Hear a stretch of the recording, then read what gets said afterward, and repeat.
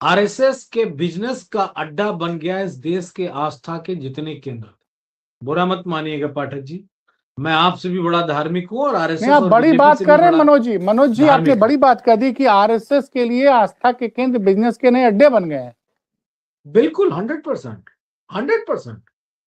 ये जो सारी व्यवस्थाएं की जा रही हैं ये कंट्रोल है, कंट्रोल है। जैसे इस देश मतलब में उनके लिए धार्मिक स्थल का धार्मिक महत्व नहीं, उनके लिए बिजनेस का वो मॉडल बन गया है कि कैसे हम। क्या आप ही आपको कहना लगता चाहते है, अभी अभी आपको कोई डाउट लगता है क्या इसमें? आस्था का केंद्र है क्या राम मंदिर? उनके लिए आस्था का केंद्र है क्या? भगवान शिव बनारस में काशी विश्वनाथ का जो बना है वो आस्था के केंद्र है क्या? और या मथुरा की बात कर रहे हैं वो आस्था के केंद्र है क्या? ना। एक तो राजनीति का, दूसरे अर्थ का। मैं कह रहा हूं इन दोनों जगह पे पैसा शून्य कर दिया जाए। चैलेंज है मेरा आपके इस चैनल के माध्यम से आरएसएस बीजेपी को, पैसा शून्य कर दिया जाए। कोई चढ़ावा नहीं चढ़ेगा, या चढ़ेगा चढ़ावा तो उसका पूरा कंट्रोल सरकार के पास रहेगा, किसी ट्रस्ट और किसी संगठन के पास नहीं रहेगा। देखें कौन लड़ाई लड़ने आता है, किसकी हैसियत है जो धार्मिक स्थानों के लिए लड़ाई लड़ेगा। अरे इसी पैसे से बीजेपी चुनाव लड़ती है। आपको नहीं मालूम है, और मालूम भी होगा तो आप हो सकता है ना बोले पाठक जी, लेकिन मनोज यादव ये बात बहुत दमदारी से कह रहे हैं और दावे से कह रहे हैं। इसी पैसे से, इसी पैसे से, भगवान के नाम के पैसे से बीजेपी अनैतिक कार्य करती है, अराजक कार्य करती है, और वो कार्य करती जो हम आप कल्पना नहीं कर सकते। पता नहीं, हो सकता है इन्हीं पैसे के चंदे से बहुत सारे बीजेपी के नेता अमेरिका गए हो, एस्टिन फाइल में जिनके नाम हो। दोस्तों नमस्कार, मैं हूं आलोक पाठक और आप देख रहे हैं खबर दस्तक। हमारे साथ हैं समाजवादी पार्टी के प्रवक्ता मनोज यादव जी। उत्तर प्रदेश में 3 खबरें हैं। पहली खबर, बस्ती में एक दरोगा जी गायब हो जाते हैं, 3 दिन तक उनको पुलिस खोज नहीं पाती है। चौथे दिन बेचारे उनकी निर्जीव शरीर उनका पाया जाता है अयोध्या में। दूसरी खबर कानपुर में है। एक बड़े व्यवसायी के की महंगी गाड़ी से कुछ लोगों को दबा दिया जाता है और उस मामले में आरोप लगता है कि पुलिस उस बड़े व्यवसायी के बेटे को बचाने का काम कर रही है। और तीसरी खबर बनारस से है। दाल मंडी में वहां पर रास्ता चौड़ा किया जा रहा है। बनारस का मामला है, प्रधानमंत्री के संसदीय निर्वाचन क्षेत्र का, और लोगों की दुकान तोड़ी जा रही है अतिक्रमण हटा अभियान के जरिए। उसमें एक दुकानदार ने दुखी होकर अपनी दुकान में आग लगा दी। ये खबरें मैं इसलिए बता रहा हूं कि कानून व्यवस्था का हाल आप खुद समझिए कि उत्तर प्रदेश की योग्य पुलिस अपने दरोगा को नहीं ढूंढ पा रही है, जो 3-4 दिनों से गायब है। और जब उसकी डेड बॉडी मिलती है तो दरोगा जी के जो बड़े भाई हैं, एडीएम हैं, वो धरने पे बैठ जाते हैं कि मेरे भाई की जान ली गई है, और आरोप जिस थाने में पोस्टेड उसके स्टाफ के लगा रहे हैं। लेकिन दूसरी तरफ हमारे मुख्यमंत्री जी भाषण दे रहे हैं कि बटोगे तो कटोगे, और बांग्लादेश के दलितों की उनकी बड़ी चिंता है कि बांग्लादेश में दलितों पे बहुत अत्याचार हो रहा है, जबकि उत्तर प्रदेश के दलितों पर अत्याचार उनको नहीं दिखाई दे रहा। एक तरफ तो मुख्यमंत्री जी, दूसरा केशव प्रसाद मौर्य जी समाजवादी पार्टी को ज्ञान दे रहे हैं कि वो गुंडों का साथ छोड़ दे, नहीं तो राजनीतिक रूप से सपा खत्म हो जाएगी। मनोज जी, मैंने यूपी का पूरा खाका आपके सामने रख दिया। उप मुख्यमंत्री जी कहते हैं कि आप लोग गुंडों की पार्टी है, गुंडों का साथ छोड़ दीजिए, नहीं तो आप लोग पॉलिटिकली रूप से खत्म हो जाएंगे। केशव मौर्य जी।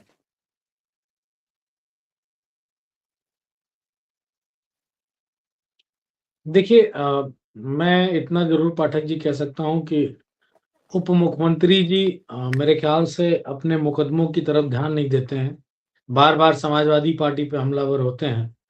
पिछड़े हैं तो थोड़ा सा सम्मान इस बात का है कि बड़ी मशक्कत से बीजेपी में जगह बना पाए, और उप मुख्यमंत्री वो अलग बात की स्टूल वाले, और चुप मुख्यमंत्री के रूप में उनकी पहचान स्थापित हो पाई है उत्तर प्रदेश की राजनीति में। लेकिन मुझे नहीं लगता है कि उनको अब समाजवादी पार्टी को बार बार घेर के राजनीति करनी चाहिए।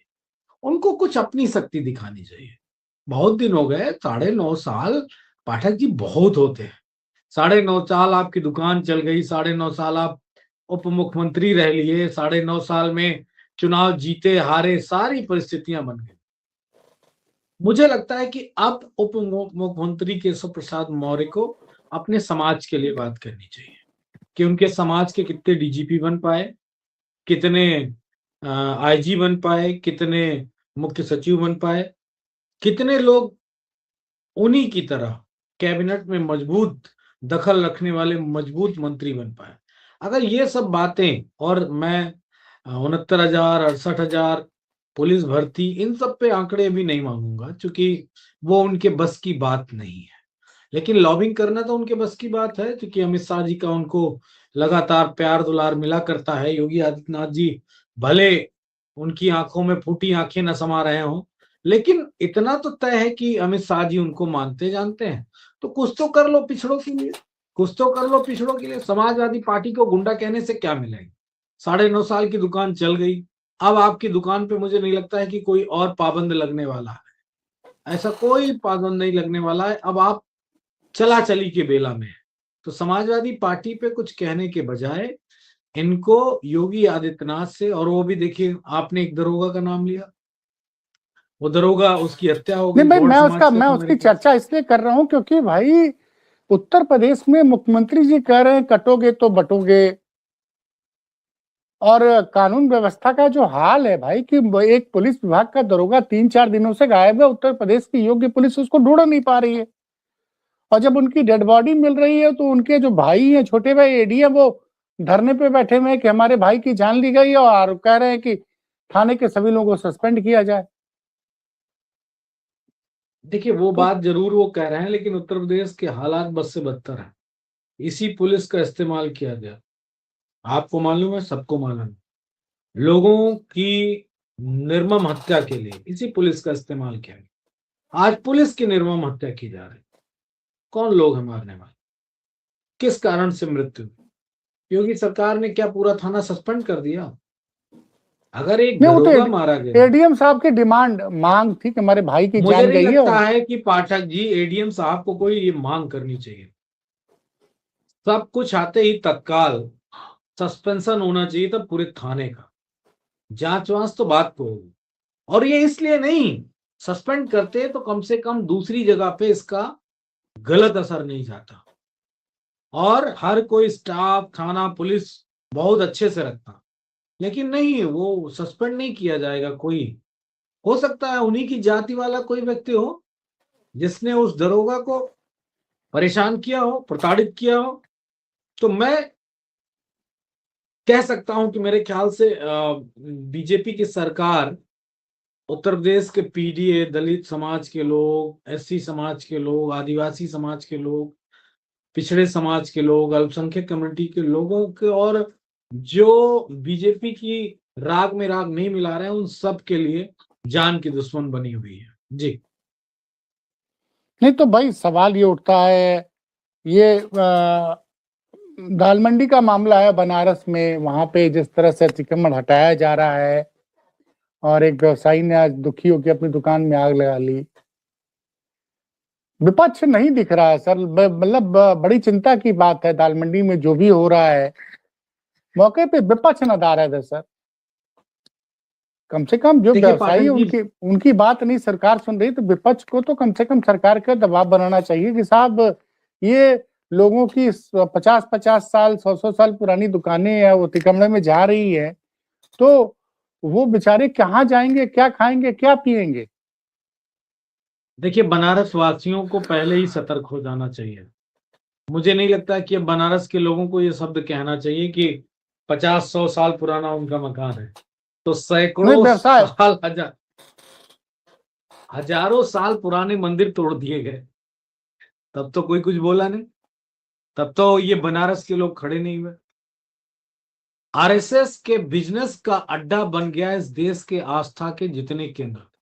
बुरा मत मानिएगा पाठक जी, मैं आपसे भी बड़ा धार्मिक हूं, और नहीं, आरएसएस आप और बड़ी बीजेपी बात से भी कर रहे हैं बड़ा मनोज जी, आपने धार्मिक हूं। बड़ी बात कर दी कि आरएसएस के लिए आस्था के केंद्र बिजनेस के नए अड्डे बन गए हैं। बिल्कुल 100%, 100%। ये जो सारी व्यवस्थाएं की जा रही हैं, ये कंट्रोल है, कंट्रोल है। जैसे इस देश मतलब में उनके लिए धार्मिक स्थल का धार्मिक महत्व नहीं, उनके लिए बिजनेस का वो मॉडल बन गया है कि कैसे हम। क्या आप ही आपको कहना लगता है, अभी अभी आपको कोई डाउट लगता है क्या इसमें? आस्था का केंद्र है क्या राम मंदिर? उनके लिए आस्था का केंद्र है क्या? भगवान शिव बनारस में काशी विश्वनाथ का जो बना है वो आस्था के केंद्र है क्या? और या मथुरा की बात कर रहे हैं वो आस्था के केंद्र है क्या? ना, एक तो राजनीति का, दूसरे अर्थ का। मैं कह रहा हूं इन दोनों जगह पे पैसा शून्य कर दिया जाए। चैलेंज है मेरा आपके इस चैनल के माध्यम से आरएसएस बीजेपी को, पैसा शून्य कर दिया जाए।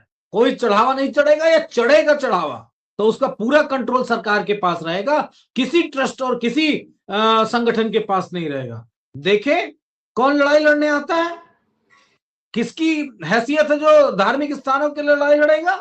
अरे इसी पैसे से बीजेपी चुनाव लड़ती है, आपको नहीं मालूम है, और मालूम भी होगा तो आप हो सकता है ना बोले पाठक जी, लेकिन मनोज यादव ये बात बहुत दमदारी से कह रहे हैं और दावे से कह रहे हैं।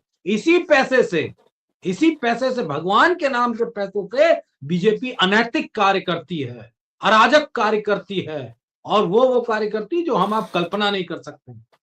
पता नहीं, हो सकता है इन्हीं पैसे के चंदे से बहुत सारे बीजेपी के नेता अमेरिका गए हो, एप्स्टीन फाइल में जिनके नाम हो। लीजिए आप काहे के लिए आप आप ये सोचते हैं कि बीजेपी नहीं आप करती? कहाँ पहुंच जाते हैं मनोज जी आप? अच्छा ये आप बताइए, आप एक मिनट आप एक मिनट मेरी बात सुन लीजिए पाठक जी। आप पढ़े लिखे आदमी हैं, पत्रकार रहे हैं, आप झोला उठा के अमेरिका नहीं घुमा इतने साल में लगातार? गए अमेरिका घूमने के लिए झोला उठा के? आपको कोई बुलाया क्या? तब जब आप कुछ नहीं थे। अरे प्रधानमंत्री बनने के बाद तो पूरी दुनिया घूम डालता है आदमी। लेकिन सोचो, आप सोचो कि कहाँ का पैसा था? इसी तरह के धार्मिक स्थलों का पैसा, जिस पैसे का इस्तेमाल बीजेपी करती है। ये बात कोई आरोप नहीं है, यथार्थ सत्य है, यथार्थ गीता की तरह सत्य है कि बीजेपी धार्मिक स्थलों का पैसा इस्तेमाल करती है अपने राजनीतिक, अराजक और अनैतिक कार्यों के लिए, और इसीलिए दाल मंडी की दुकानें टूटेंगी। ये बात याद रखें वहां के लोग। बीजेपी के लिए वो लोग जिनकी दुकानें टूट रही हैं, उसमें 70% से ज्यादा लोग बीजेपी के लोग। और बीजेपी कहते नहीं है कि वो छोटे लोग ही काटे जाते हैं, तो उसमें कोई पूंजीपति की दुकान थोड़ी नहीं है जिसकी दुकान पीछे हो जाएगी।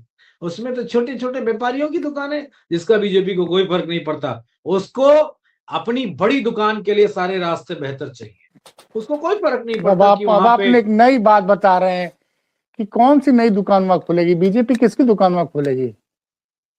खोल ही रही है, पूरा कंट्रोल कर लिया।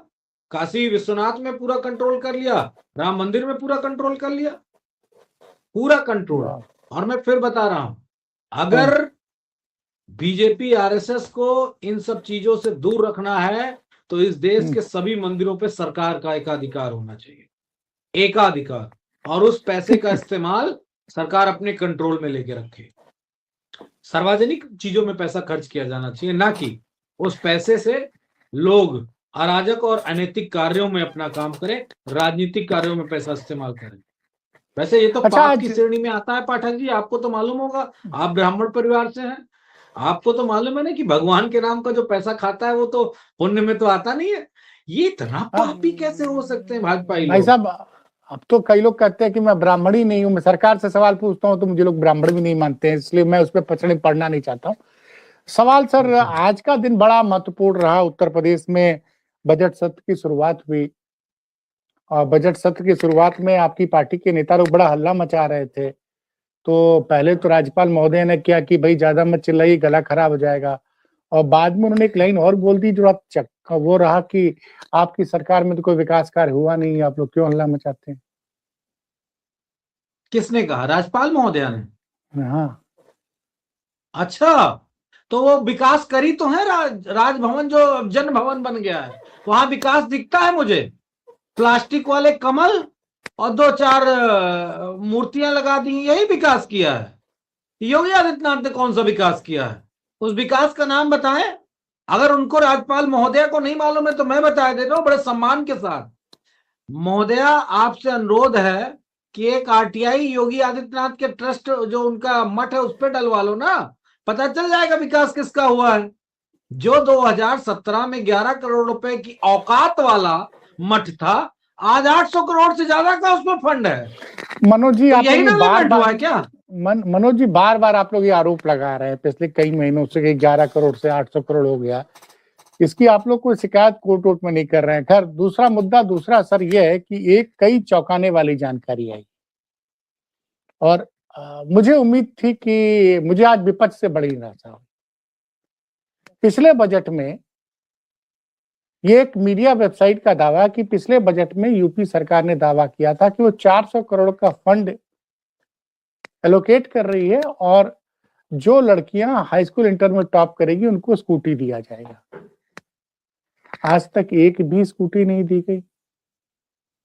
और उत्तर प्रदेश का विपक्ष इन सब मामलों में कि जो पिछले साल के बजट में घोषणा किया गया है उसमें कई घोषणा आज तक पूरी नहीं हुई। आज हम खड़े हैं 9 फरवरी को। तो विपक्ष क्या कर रहा है भाई? विपक्ष इन मुद्दों क्यों नहीं उठा रहा कि भाई आपने घोषणा की कि 400 करोड़ रुपया हम का फंड एलोकेट करेंगे, जो हमारी पढ़ने लिखने वाली तेज बच्चियां हैं उन बच्चियों को हम स्कूटी देंगे, कि स्कूटी नहीं बांटी गई सर? और इस बात का खुला चला गया। अरे सर, सरकार का पैसा कहाँ मत चला जाएगा सर? काहे नहीं जाएगा? अरे भाई, दूसरे मठ में पैसा खर्च हो गया, उसका कमीशन चला गया मठ में, बस हो गया काम। आप बाबा जी ने सर, अरे अच्छा एक मिनट हमारे नेता ने बताया कि बाबा जी के मठ की कुछ जमीन सड़क में गई और उसका सबसे हाईएस्ट प्राइस में उन्होंने उस जमीन को दिया सरकार को, चला गया मठ को पैसा। और कितना, अब किस तरह पैसा जाए? आपको कैसे, मतलब क्या जाते हुए दिखना चाहते हैं क्या कि कैसे गया, इन सब किस रास्ते से गया? सवाल है कि इनसे इतनी बजट में घोषणाएं हो जा रही है कि एक चौंकाने वाली जानकारी और आई कि पिछले साल 8 लाख करोड़ का बजट पेश किया गया और फरवरी तक सिर्फ विभागों को 54% पैसा भेजा गया है। 4 लाख कुछ हजार करोड़ भेजा गया है। तो जो सर अभी बाकी 46% पैसा 31 मार्च तक कैसे खर्च कर पाएगी सरकार? सर, समाजवादी पार्टी के कार्यकाल में बजट क्या था आपको मालूम है? हमारा अंतिम बजट कितने लाख करोड़ का था आपको मालूम है? 3-3.5 लाख 4 लाख करोड़ का था सर, अगर मैं सही, मुझे याद नहीं आ रहा, मैं क्षमा चाहूंगा। रियलिटी वो 3,56,000 करोड़ ऐसे ही कुछ था। ठीक, हमारी सरकार का जो अंतिम बजट था वो 3.5 लाख करोड़ के आसपास का था। आप एक्चुअल कितना पैसा खर्च किया 9.5 साल बाद? 9 साल बाद कितना खर्च हुआ? 4 लाख करोड़। आप यही तो कह रहे हैं ना? नहीं, ये भाई अभी तक जो है पिछले साल का जो बजट का 4 लाख करोड़ खर्च हुआ है। कितना खर्च हुआ है फरवरी तक? 54%, 4 लाख कुछ हजार। 54 मतलब 4 लाख करोड़ से ऊपर। कुछ ठीक, मैं ये बात बता रहा हूं, 8 लाख करोड़ का बजट प्रस्तुत किया था ना लास्ट टाइम, कि कम था? 8 लाख, 8 लाख करोड़ ही था। तो एक्चुअलिटी क्या है? जो बजट है एक्चुअल वही खर्च हुआ। समाजवादी पार्टी के कार्यकाल में जो बजट हुआ था उसका क्या आप हमें रिपोर्ट दिखा सकते हैं कि हमारा बजट जो था उसका 54% ही खर्च हुआ था? अरे हमें तो बढ़ाना पड़ता था, फंड। क्यों? क्योंकि जनहित की तमाम सारे कार्यों को समाजवादी पार्टी पूरे प्रदेश में कर रही थी। अरे ये धुंधे वाली सरकार, मिट्टी लेकिन मनोज जी, बात यह है कि सरकार बजट में घोषणा कर रही है और वो स्कीम शुरू नहीं कर रही। आपके पास 105 से ज्यादा विधायक हैं, कई एमएलसी है। ये सवाल तो मतलब मीडिया जाके रिसर्च कर रही है। आपके विधायक लोग क्या सिर्फ वहां ठेका पट्टा ले रहे हैं क्या? देखिए आप सरकार के पाठक जी, आपसे अनुरोध है, हमारे विधायकों को जिनकी संख्या मात्र 100 के करीब है, मैं आपसे अनुरोध करूंगा, मीडिया वालों को, जो आपके भाई हैं, मतलब आपके प्रोफेशन के मातहत जो आप लोगों के आते हैं, जिनको आप लोग गोदी मीडिया कहते हैं, उससे सवाल पूछिए कि क्यों नहीं ट्रोल करती सरकार को। आप आंकड़ा ले आए वो अलग बात, हम चिल्लाएंगे वो अलग बात है। सरकार बहरी बन जाएगी वो भी आपको जो मालूम है अलग बात है। फिर अभी 850 या 900 करोड़ का बजट योगी प्रस्तुत कर देंगे खन्ना साहब मिलके, और फिर लास्ट में पता चला खर्च कितना हुआ? 3.5 लाख करोड़। क्यों? क्योंकि सरकार के पास पैसे नहीं। तो ये नाम बड़े और दर्शन छोटे वाली सरकार है। काम बड़े और दर्शन छोटे वाली नहीं, नाम बड़े और दर्शन छोटे। वैसे हैं भी छोटे लोग, छोटे लोग, छोटी सरकार, आपको तो सब मालूम है मैं कहना क्या चाह रहा हूं, और आप इशारा मेरा समझ भी रहे होंगे। देखिए, बड़ा दिल होता है, बड़ी सोच होती है, वो अलग बात कद काठी भले ना बड़ा हो, तो इंसान छोटे से गागर में सागर भर देता है, लेकिन जियरा इतना बड़ा, खोपड़ी के अंदर दिमाग उससे छोटा। बजट तुम 10 लाख करोड़ का ले आओ उत्तर प्रदेश का, क्या फर्क पड़ता है। लेकिन मैं इतना जानता हूं कि इनके कुकृत्यों की सजा 2024 में उत्तर प्रदेश की जनता ने इनको दी थी। झूठ, झूठ के ऊपर झूठ, डबल इंजन की सरकार का नारा लगाकर इन्होंने काम किया, और सिंगल इंजन की सरकार का भी माइलेज नहीं दिया उत्तर प्रदेश की जनता को। और जो सरकार माइलेज नहीं देगी जनता को, वो सरकार मेन स्ट्रीम से हट जाएगी। 27 में उसका समय हटने का। वैसे हम उम्मीद करते हैं कि बच्चियों को हो सकता है इस बार स्कूटी दे दें। 400 करोड़ रुपए लाए थे बच्चियों को, टॉपर्स को स्कूटी देने। अरे बाबा के मठ में पैसा जाने से बचेगा, दया शंकर सिंह के अकाउंट, उनके घर वालों के अकाउंट में पैसा जाने से बचेगा, मंत्री इनके जो हैं स्वतंत्र देव से लेके और उप मुख्यमंत्री ब्रजेश पाठक, जितनों के अकाउंट में पैसा जाने से बचेगा, तब ना बेटियों को मिलेगा। लूट सको तो लूट लो, क्या है, राम नाम का लूट है, लूट सको तो लूट। तो योगी नाम से सरकार है, लूट सको तो लूट लो। तो योगी के नाम से, हिंदुत्व के नाम से, भगवा के नाम से लूटा जा रहा है। मैं तो उत्तर प्रदेश की जनता से अनुरोध करूंगा और करबद्ध प्रार्थना करके अनुरोध करूंगा कि आपने सबने देख लिया इसको, इस सरकार को, इस सरकार के मुखिया को, इस सरकार की वैचारिकी को किसी आम आदमी से प्यार नहीं है। ना किसान से प्यार, ना छोटे व्यापारी से प्यार, ना नौजवानों छात्रों से प्यार, और ना ही महिलाओं और इस देश के, प्रदेश के जो अल्पसंख्यक गरीब पीड़ित समाज के लोग हैं उनसे प्यार। कुछ चुनिंदा लोगों की सरकार है। जैसे एक उनके सलाहकार हैं, पहले वो IAS अधिकारी हुआ करते थे, कोई है उनका, उनकी मालिनी अवस्थी के हस्बैंड है, उन लोगों की सरकार है। उनका रुपया मतलब ट्रक बराबर रुपया चोरी हो जाता है, फिर शायद पता नहीं मिल भी जाता है कहीं, हो सकता है चोर ना ले जा पाया हो। तो ऐसे लोगों की सरकार, संजय कोई हैं, संजय करके हैं इनके, संजय कुमार गृह सचिव हैं, प्रमुख सचिव गृह हैं, उनकी सरकार, ऐसे ऐसे अधिकारियों की सरकार है जो सिर्फ लूट रही है भगवा के नाम पर, आस्था के नाम पर। तो आप ये उम्मीद न करो इस सरकार से, लेकिन हम आप चूंकि चर्चा कर सकते हैं, उत्तर प्रदेश की जनता को बता सकते हैं। और मैं बहुत दुर्भाग्यशाली इस व्यक्ति बात को मानता हूं कि 4 लाख करोड़ से ऊपर का बजट खर्च हुआ, उत्तर प्रदेश में काम क्या हुआ। चलो चर्चा कर लेते हैं, 1 साल में क्या काम हुआ, कहाँ काम हुआ, किस तरीके का काम हुआ, बताओ कोई अमूलचूल। मैं गोमती नहीं, नगर वो तो गिना रहे हैं साहब कि उन्होंने 300, आपकी सरकार में एक लखनऊ आगरा एक्सप्रेसवे आधा अधूरा बना था, और उनकी सरकार में लखनऊ आगरा एक्सप्रेसवे को पूरा किया गया, और उत्तर प्रदेश में अब आज के समय में 1300 किलोमीटर का एक्सप्रेसवे है, बन चुका है। 9 सालों में उन्होंने इतना विकास किया। आप एक एक्सप्रेसवे बनाए थे, आगरा और लखनऊ भी पूरा नहीं बना पाए थे। आपने मेट्रो बनाई थी, आधी अधूरी बनाई थी, उन्होंने पूरा बना दिया। उन्होंने कानपुर में मेट्रो चला दी, आगरा में भी चलाने जा रहे हैं। वो तो सर कह रहे हैं, इसीलिए तो शायद राज्यपाल महोदय ने बोला आज कि सपा के समय विकास नहीं हुआ था और आप लोग उनके भाषण के समय हल्ला मचा रहे थे। नहीं, देखिए, राज्यपाल महोदया को विपक्ष के ऊपर निशाना साधने की जगह सरकार के कमियों को प्रस्तुत करना चाहिए था। ठीक है, उनकी सरकार है और वो अपनी सरकार की अच्छाइयां बताएंगी, लेकिन लखनऊ की सड़कें जाके देख लीजिए आप, मेन स्ट्रीम लाइन से किनारे हटिए ना, जाइए किसी कॉलोनी में गोमती नगर की, आपको जो गड्ढे मिलेंगे, जो जिस तरह की सड़कें मिलेंगी, आप कल्पना नहीं कर सकते। मैंने अपने जीवन में गोमती नगर जैसा पॉश एरिया, उसकी सड़कें इतनी घटिया नहीं देखी। कोई काम नहीं हुआ इस सरकार में। हाँ, जय जयकार है, ठीक है, करना चाहिए, जय जयकार करना चाहिए। एक सवाल है, चूंकि मैं बनारस से हूँ, मेरा एक भावनात्मक लगाव है बनारस से, तो दाल मंडी के व्यवसायियों की मदद करेगी क्या आपकी पार्टी? वैसे आपके नेता हमेशा लोगों की मदद करते हैं, लेकिन ये व्यक्तिगत मुद्दा है। हमारे कुछ दर्शक बनारस से देखते भी हैं, दाल मंडी में जो कुछ भी आज हुआ, जिस तरह से लोग वहां रो रहे हैं, मैं वीडियो उनके नहीं दिखा सकता हूँ, कॉपीराइट का मामला आता है साहब, लेकिन उन वीडियो को देख के मन बड़ा द्रवित है। देखिए पाठक जी, एक बात बताऊं, दाल मंडी के व्यापारी सबसे पहले आदरणीय राजचंद्र जी से आके मिले थे, हमारी मालूम सरकार ने सरकार से गुहार भी लगाई थी, सरकार से निवेदन किया था कि इन इन लोगों को देखा जाए, इनको संभल के, इनका व्यापार न जाने पाए। लेकिन सरकार ने क्या किया, ये बताइए, कौन सी बात सुन रही? अब चले हम जाएं बीजेपी के नेताओं को दौड़ाएं डंडा लेके, पुलिस प्रशासन से लाठीचार्ज, उन पे जनता से पथराव कराएं, तो ये समाजवादी पार्टी नहीं करेगी। मैं माफी के साथ आपसे कहूंगा, हम कानूनी दायरे में रह के ही जनता के लिए लड़ सकते हैं।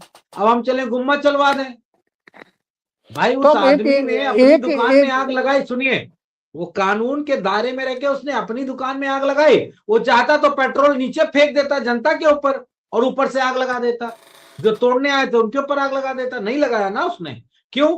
क्योंकि हर कोई कानून के दायरे में बंधा, लेकिन ये सरकार कानून के दायरे में नहीं बंधी। आपने कहा अतिक्रमण हटाया, मुझे उस बात पे विरोध था, लेकिन मैं अपनी बात कहते कहते उस शब्द को भूल गया। कौन सा अतिक्रमण? 50 साल यानी आजादी के पहले जिसका मकान जिस तरह बना था, उसका कौन सा अतिक्रमण है भाई? और शहर के अंदर कौन सा अतिक्रमण होता है? कौन से मानक से सड़क बनी थी? आज आप उस सड़क को चौड़ा करना चाहते हैं। अतिक्रमण तो आप व्यापारियों पे कर रहे हैं, उनके व्यापार पे, उनके लोगों पे। अरे अभी हाल ही में आपने देखा था ना, कहाँ के मंदिर का था कि उसमें चर्बी मिली है लड्डू में, प्रसाद में। तो क्यों सरकार सेंट्रलाइज चीजें कर रही है? मंदिर में ही ट्रस्ट से ही प्रसाद बनेगा, और उस बड़ी मात्रा में बन रहे प्रसाद पे लोग उसमें घटलेबाजी करेंगे, घपला करेंगे, उसकी पवित्रता को नष्ट करेंगे। तो जब आप सेंट्रलाइज कर लेंगे चीजों को पाठक जी, तो फिर मनमानी चलेगी। डिसेंट्रलाइजेशन होना चाहिए, जिसको हम लोग क्या कहते हैं, केंद्रीकरण और विकेंद्रीकरण। लोहिया जी सदैव कहते थे समाजवाद का सबसे बड़ा फार्मूला यही है कि चीजों का विकेंद्रीकरण होना चाहिए, और जब तक विकेंद्रीकरण नहीं होगा, इसी तरह के घोटाले, घपले, अशुद्धता, हर चीज होती रहेगी। और ये सरकार तो सब कुछ अपने कंट्रोल में लेना चाहती है, भगवान को भी और भगवान के ट्रस्ट मंदिर के अकाउंट्स को भी। आपको तो मालूम नहीं, ही है। मैं तो बस देखिए, मैं अंत में बस यही चाहूंगा कि भाई बड़ी अच्छी योजना पिछले साल सरकार ने बजट में घोषणा की थी कि प्रतिभाशाली बेटियों को स्कूटी देगी। बजट भी अलॉट किया गया 400 करोड़ रुपया, उन बेटियों को स्कूटी नहीं मिली। मैं अनुरोध करूंगा आपसे, आपके माध्यम से, आपके राष्ट्रीय अध्यक्ष जी से, अगर वो शायद ट्वीट कर देंगे तो शायद लड़कियों को, प्रतिभाशाली बेटियों को मार्च के पहले, होली के पहले स्कूटी मिल जाए। क्या आप भी करते हैं? आप भी क्या करते हैं? भिखारियों से भीख नहीं मांगी जाती है। माफ करिएगा, ये मुहावरा कहीं लिखा नहीं है, लेकिन मैं जनता मुहावरा मेरे शब्दों जनता से का टैक्स का पैसा है सर, ये सरकार का पैसा नहीं। आपने उसको बजट में पास कराया है। मैंने आपको कितने प्यार से समझाया, डिफाइन करके बताया। तो हो सकता है कद छोटा हो, लेकिन दिल और दिमाग बड़ा होना चाहिए। तो इसीलिए मैंने संज्ञा दी, भिखारियों से दान की उम्मीद और भीख की उम्मीद मत करिए। अरे दान कौन सा सरकार दे रही है? सरकार जनता से ही टैक्स वसूल रही है, उसी टैक्स के पैसे से सरकार जनता को लौटा रही है। पाठक जी, आप अनावश्यक सरकार के पैरोकार बने बैठे हैं। नहीं, सरकार के पैरोकार कहती है, सरकार ने कहा मोदी जी ना होते तो आप मर जाते, मोदी जी, योगी जी ना होते तो आप खत्म हो जाते, योगी जी ना होते तो उत्तर प्रदेश बर्बाद हो जाता, योगी मोदी ना होते तो देश में सूरज पूरब से ही ना निकलता, अब तक नॉर्वे की तरह पता नहीं किधर से निकल रहा होता, और निकल भी रहा होता कि ना निकल रहा होता, 6-6 महीने के लिए सूरज ही डूब जाता। ये तो कहो योगी मोदी है, इस वजह से सूरज निकल रहा है उत्तर प्रदेश में और देश में। तो आप ये मत करिए, भिखारियों से दान नहीं मांगा जाता है। जो मौजूदा सरकार है वो क्या बच्चों की सरकार है क्या? लैपटॉप देने आए थे, दिया। स्कूटी देने आए थे, दिया। 15-15 लाख देने आए थे, दिया। लोगों की हिफाजत करने आए थे, किया। अरे वही किया जिससे कि आम जनता को तकलीफ हो सके। बिजली के दाम बढ़ाने जा रहे हैं, और बढ़ाया ही है, टैक्सेस बढ़ाया है, लोगों को तकलीफें दी हैं, लोगों की नौकरियों में तनख्वाहें नहीं बढ़ी हैं, लेकिन योगी आदित्यनाथ का सिस्टम मजबूत है। बोलो जय सिया राम, नहीं माफ तो, जय सिया राम तो ठीक है, जय श्री राम बोलो और सबका हक ले लो। ये तो नया नारा बना दिया मैंने, जय श्री राम जोर से बोलो और सबका हक धीरे से ले लो। यही काम है। देखिए मैंने नारा बना दिया आपके चैनल पे, इसको आगे बढ़ाइए। चलिए सर, बहुत बहुत धन्यवाद मनोज जी। धन्यवाद। यादव और मुसलमानों के नाम आ गए थे हमारे पास कई विधानसभाओं के, कि यहाँ इतने नामों की लिस्ट बीएलओ को दी जा रही है, और बीएलओ से कहा जा रहा है ये नाम उड़ा देना। ऐसा ना हो देने वाले ही भगवान उड़ा दें उनको। इसलिए थोड़ा सा धैर्य धीरज रखें भाजपा के लोग जी। वही एक तो ये फॉर्म 7 की बड़ी चर्चा हो रही है। अभी तक लोग फॉर्म 6 समझते थे, इस बार फॉर्म 7 बड़ा चर्चा में आया है। फॉर्म 7 में लोग आपत्ति जताते हैं कि फलाना आदमी इस आवास पे नहीं रहता है या उसका निधन हो गया इसलिए उसका नाम काट दिया जाए। अब ये दावा किया जा रहा है कि सुल्तानपुर में किसी नंदलाल नामक व्यक्ति ने 100 फॉर्म उसने फॉर्म 7 के भरे, उसके सिग्नेचर, इसमें तमाम मतदाताओं के नाम काटने की उसने अपील की है। तो ये फॉर्म 7 वाला मामला क्या है? मतलब ये आप कैसे कह रहे हैं कि ये जो आपत्ति है सिर्फ सपा के वोटर के लिए?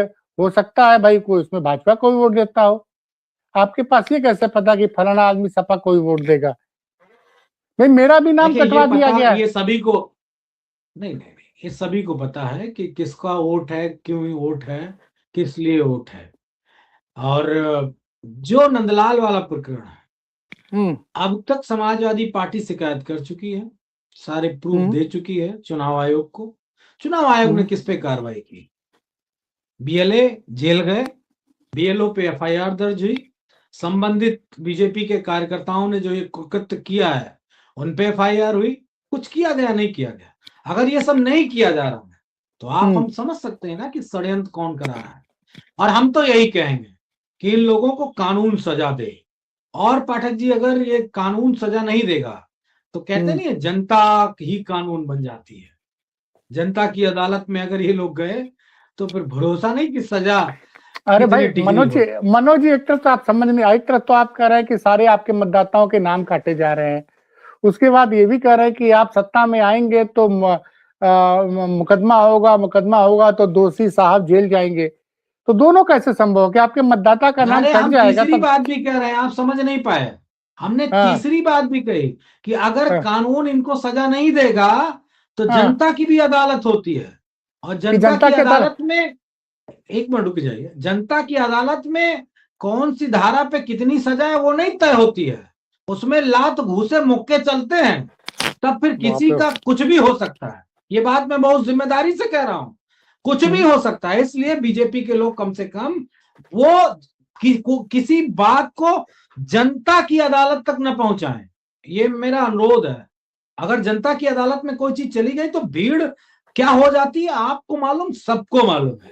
तो अगर आप किसी समुदाय का, किसी वर्ग का, किसी जाति का, किसी विशेष समूह का वोट काटने का प्रयास करेंगे तो फिर तो बीजेपी के लोग होशियार हो जाएं, क्योंकि उल्टी गिनती तो वैसे भी शुरू हो गई है जी। मनोज जी एक बात मेरे समझ में नहीं आ रही है, चुनाव आयोग यही चुनाव आयोग 2024 में था, तब भी आप लोग आरोप लगा रहे थे, उसके बाद भी आप लोग चुनाव जीत गए। तो यही चुनाव आयोग था, यही सरकार थी। आप जो आलोक जी कहना चाह रहे हैं वो हम लोग कैसे चुनाव जीते ये हम लोगों को मालूम है। समाजवादी पार्टी की जो रणनीति थी, जिस तरीके से 2024 में हमने मेहनत की, और ये तो बीजेपी को विश्वास ही नहीं था कि वो हार जाएगी उत्तर प्रदेश में। क्यों? क्योंकि हमारे नेता ने बहुत ही सोच समझ के काम किया था। मैं आपको एक फार्मूला बताता हूं और ये बात जान ले, इसकी काट बीजेपी के पास कोई नहीं है, कोई काट नहीं, सरेआम बता रहा हूं। बीजेपी के लोग 10,000 हर विधानसभा में उनकी व्यवस्था करते हैं बेईमानी की, 10,000। ठीक, क्योंकि बेईमानी की एक लिमिट होती है। अगर पूरी बेईमानी हो जाएगी तो वो नंगी हो जाएगी, वो दिखने लगेगी बेईमानी हो रही है। लेकिन वो छुप छुपा के करने वाली 10,000 का एक फार्मूला इनके पास है। समाजवादी पार्टी ने अगर 5 विधानसभाओं को मिला के एक लोकसभा बनती है तो 50,000 की बेईमानी बीजेपी करती। बाकी वोट तो दे ही रहा है, राशन के नाम पे, हिंदू के नाम पे, मुसलमान के नाम पे, यादव के नाम पे, सबके नाम पे उसका वोट अपना बटा है। लेकिन हमारे नेता ने दूसरा फार्मूला लगा दिया। 50,000 की बेईमानी एक लोकसभा में थी, हमारे नेता ने 2.5 लाख, 2 लाख, 2.25 लाख वाला समीकरण लगा दिया। यादव नहीं लड़ाया, अयोध्या से पासवान लड़ा दिए, पासी जाति के प्रत्याशी उतार दिए जिनका वोट 2.25 लाख के करीब था पूरी लोकसभा में। वो जो बीजेपी अपने ऊपर पूरा क्लेम करती थी। तो मैं आपको अभी रोकूंगा। हमको तो कोई एक जी सज्जन बता रहे थे परसों फोन पे कि अयोध्या के जो पूर्व सांसद हैं लल्लू सिंह, उनको शायद वो पसंद नहीं आ रहे थे किसी आदमी को, इसीलिए उसने षड्यंत्र करके उनको हरवा दिया। वो कह रहे थे अगर उत्तर प्रदेश सरकार ने बुलडोजर नहीं चलवाए होते सड़क पे, अतिक्रमण नहीं हटवाया होता, लोगों के घर नहीं गिराए होते, तो हम चुनाव जीत गए होते। क्या हमसे मैं नाराजगी किसी थी? एक ना आप अयोध्या पे कॉन्सेंट्रेट हो रहे हैं, मेरा अयोध्या एक उदाहरण था। इस तरह हाँ, की बहुत सारी सीटें हैं। ऐसे समाजवादी पार्टी 37 सीट नहीं जीत गई है नहीं आलोक जी, उसमें वो आप, मैंने जीतने पूरी के लिए बात पूरी, बहुत। आपने मेरी बात पूरी नहीं होने दी। कह रहे थे भाजपा के कुछ नेता नहीं चाहते थे कि मोदी जी तीसरी बार प्रधानमंत्री बने, इसलिए उन्होंने सुनिश्चित किया कि कुछ जगहों पे भाजपा हार जाए, पूर्ण बहुमत ना मिले। अरे ऐसा कुछ ना, ये देखो एक बात बताएं, चित भी मेरी पट भी मेरी। बीजेपी वाले बड़े कौवा टाइप के लोग हैं। कौवा समझते अरे भाई होंगे ना, जो कैसे काला ना, काला होता है। मैं उनकी बात को कैसे गलत मानूं? जब तक नेताजी अरे जिंदा थे, योगी जी दिवाली और दशहरा पे पहुंच जाते थे उनके घर। हम जो बात कह रहे हैं वो भी तो सुन लीजिए।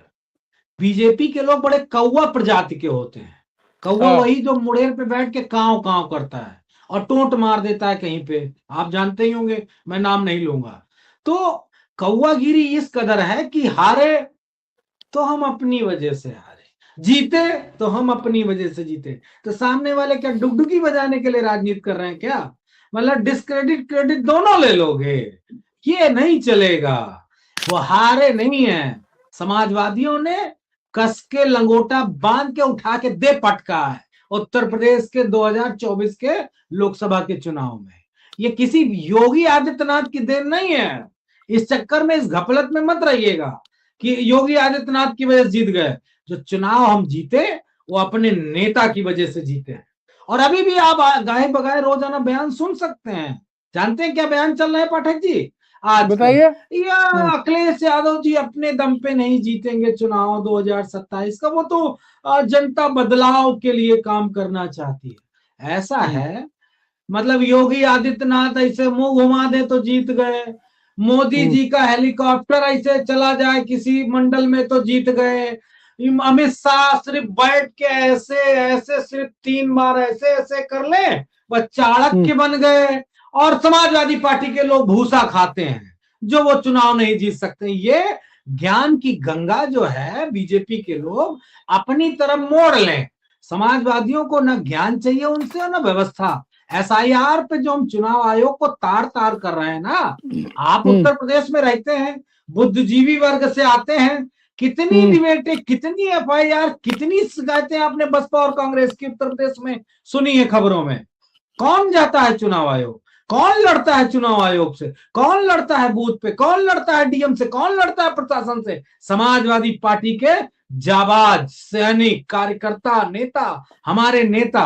और नाम वो तो योगी जी ने हरा दिया था कि मोदी जी की बहुमत की सरकार ना बने। ये गुल्ली डंडा आरएसएस बीजेपी के जो चिंटू हैं टीवी पे बैठ के वहां खेला करें नागपुर, और वहां समाजवादियों के सामने कतई नहीं बोलेंगे। हमारी भाषा समझाने के हिसाब से अच्छी है और दूसरी वाली भी भाषा हम अच्छे समझा लेते हैं जी। अरे ममता बनर्जी ने सुप्रीम कोर्ट में बहुत बड़ी बात कही है, और वो दर्शकों को बताना जरूरी, उस पर आपकी राय भी लेनी जरूरी है।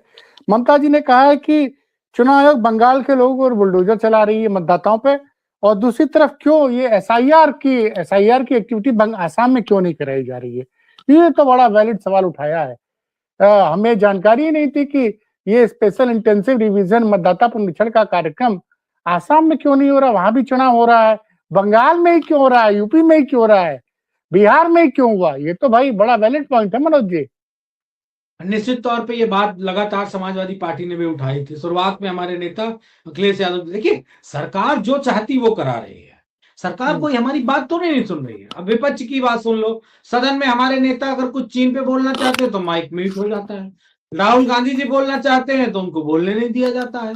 कौवा कांव कांव बीच में करने लगते हैं। कौवा जो नहीं है, सदन में बैठे पीठ पर बैठे कौवा कांव कांव करने लगते हैं। दुर्भाग्यपूर्ण है, कौवा को कांव कांव नहीं बोलना चाहिए, उनको सुनना चाहिए सबको। आपने बहुत अच्छी चीज मैं याद किसी दिला का दी। नाम नहीं ले रहा हूं, अनावश्यक बात मत करिए मेरे ऊपर। नहीं नहीं नहीं, मैं 1 मिनट रुकना, मैं दूसरी बात बोल रहा हूँ।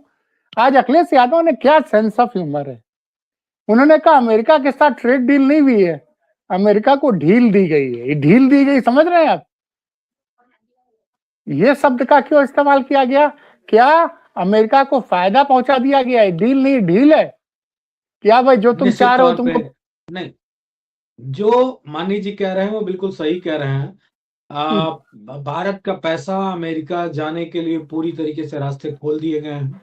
यहाँ हम्म, के आम आदमी का पैसा, भारतीयों का पैसा अमेरिका बड़ी तादाद में जाने वाला है। एक दूसरी सबसे महत्वपूर्ण बात कि जैसे ही रिपोर्ट आई, जैसे ही मेल का जिक्र आया, इस देश के महामहिम जी जो भी हैं, आप सब जानते हैं, मुझे नाम लेने की जरूरत नहीं है, उनका नाम आया और फट से डन।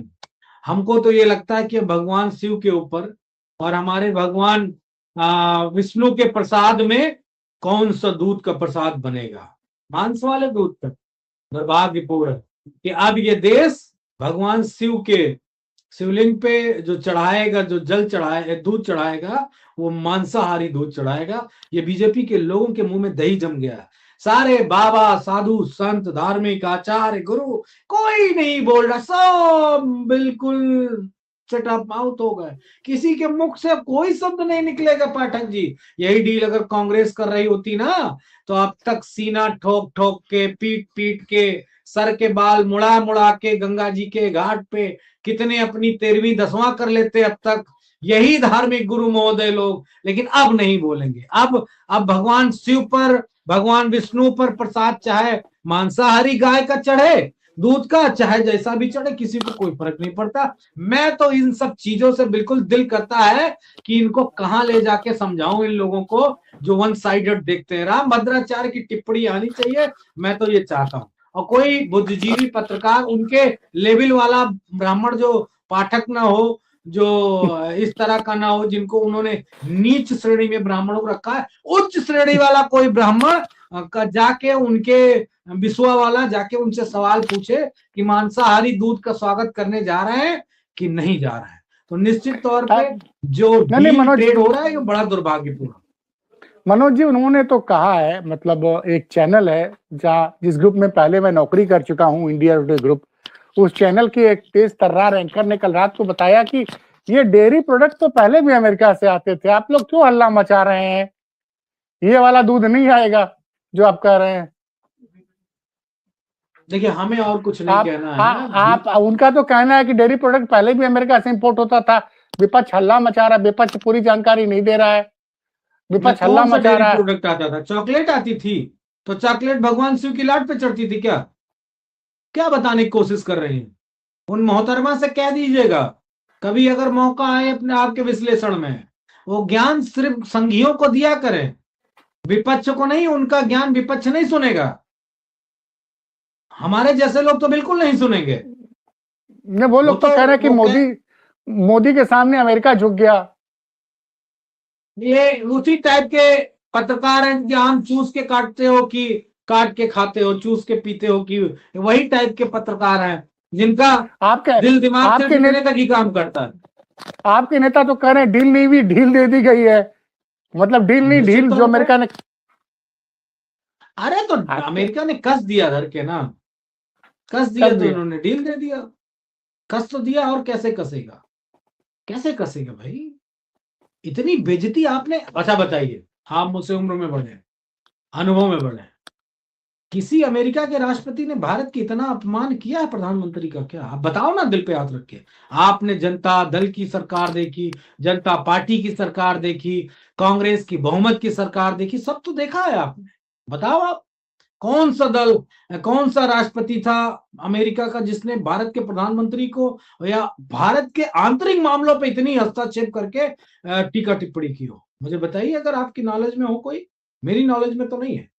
नहीं, उनका तो कहना था कि ऐसा कुछ नहीं हुआ, वो सिर्फ अपने नेताओं को, अपने किसानों को खुश करने के लिए, उसको करने के लिए उनकी वो ट्रम्प ऐसा बोल रहे हैं, लेकिन एक्चुअल ऐसा कहीं नहीं हुआ है।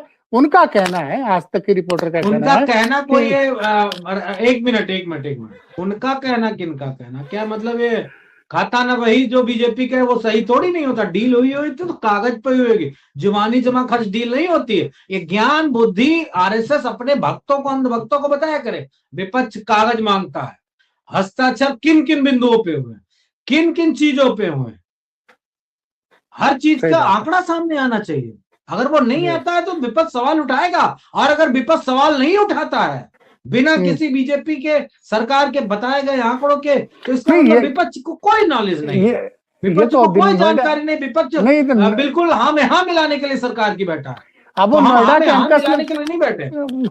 अरे नोएडा के एंकर्स में हो सकता है डील देख ली हो, तभी तो कह रहे हैं कि मोदी ने अमेरिका को झुका दिया। नहीं, उनको डील नहीं देखी, उन्होंने डॉलर देखा है, आपको भी मालूम है। डॉलर मतलब आप समझ गए होंगे ना। अच्छा अच्छा, डॉलर देख उन्होंने लिया। डॉलर देखा है। अच्छा, ये मुंह तभी बंद होता है ना जब डील हो हाँ, जाती है, तो डॉलर हो जाता है बस तभी, और उससे पहले खुला ही करता है। और ढील दी जाती है तब भी मुंह बंद रहता है। ढील ढील देने का मतलब क्या हुआ, कसा गया तो ढील दे दिया। न फिर वो फाइल खुल रही थी ना, फाइल खुल कौन रही सी थी तो वाली? मजबूरी थी। अरे वही जो अरे आई कौन? है फाइल। अरे एपस्टाइन फाइल। तो फिर जब जानते हैं तो काहे के लिए हमसे कहलाते हैं, आप भी तो कहिए कुछ, हमसे ही कुछ लोग तो कहलाना चाहते हैं सब कुछ पाठक जी। कुछ लोग तो कह रहे हैं वो अडानी जी को सम्मन आने वाला था, अब बच नहीं पाते शायद इसलिए। अब ये तो आप सब हम सब अनुमान लगा सकते हैं कि किसके लिए क्या किया गया, वो सबको मालूम है, लेकिन वो फाइल्स आने वाली है, आज नहीं तो कल आएगी। कौन सा नाक कटा के आए हैं बीजेपी की सरकार के नेता मंत्री कि अमेरिका के सामने इतना पूंछ दबा लिए हैं। बहुत गंदा घृणित काम किया है जो अमेरिका के सामने पहली बार इतना झुकना पड़ा है। वैसे मैं एक बात कहूंगा, ये लाइन मेरी हो सकता है थोड़ी सख्त है, लेकिन मैं इतना जानता हूं कि CIA के एजेंट जो हैं, उन लोगों ने भारत की साख को गिरा दिया, दुर्भाग्यपूर्ण है। ये मेरी बड़ी गंभीर टिप्पणी है मौजूदा सरकार। किसको सीआईए के एजेंट आप कह रहे हैं भाई? आप खुल के बोलिए जो ना। लोग होंगे CIA के एजेंट, उन्होंने ही भारत की साख को खत्म किया। अरे सीआईए का एजेंट अमेरिका के लिए काम करेगा तो उसने वो तो उसका तो काम इसीलिए अमेरिका तो के आज इंटरेस्ट। अमेरिका के सामने दब्बू बन के खड़े हैं, वही एजेंट अरे कुछ किस होंगे लोग। अरे भाई किसको कह रहे हैं आप? किसी का सरकार को नाम कह रहे लेने हैं। की क्या जरूरत है, देश को बताना है, देश समझ जाए कि भारत में मौजूदा जो सरकार है वो अमेरिका के CIA के एजेंट के रूप में काम कर रही है, ना कि भारत के संवैधानिक ढांचे के हिसाब से। दुर्भाग्यपूर्ण है। चलिए, बड़ा आरोप लगाया मनोज जी ने कि सरकार सीआईए के एजेंट के रूप में काम कर रही है, और ढील इसलिए दी गई है कि चूड़ी कस दी गई। इनके नेता ने कहा अमेरिका के साथ, अखिलेश जी ने कहा कि अमेरिका के साथ डील नहीं हुई, ढील दी गई है। और अखिलेश जी के प्रवक्ता जी कह रहे हैं कि ढील इसलिए दी गई है कि चूड़ी कस दी गई है। चलिए, इस मामले पर नजर बनी रहेगी। और सर के मुद्दे पे मुझे लगता है कि ज्ञानेश कुमार बुरी तरह से घिर गए हैं। सुप्रीम कोर्ट में सुनवाई जारी है। इधर अखिलेश यादव ने तो साफ साफ कह दिया है कि उनको अपने बिल्डिंग पे भारतीय जनता पार्टी का झंडा लगा लेनी चाहिए। धन्यवाद मनोज जी, बेबाकी से अपनी पार्टी का पक्ष रखने के लिए। दोस्तों नमस्कार, मैं हूं आलोक पाठक और आप देख रहे हैं खबर दस्तक। बजट सत्र का दूसरा दिन, बजट के बाद का दूसरा दिन था आज लोकसभा में, और आज विपक्ष के नेता राहुल गांधी खड़े हुए। दरअसल कारवां मैगजीन ने एक भारत के पूर्व सेनाध्यक्ष जनरल नरवणे की एक ऑटोबायोग्राफी जो अभी पब्लिश होने वाली, उसका एक हिस्सा छापा है। उसमें उन्होंने जिक्र किया कि कैसे डोकलाम में चीन की सेना टैंक के साथ भारत के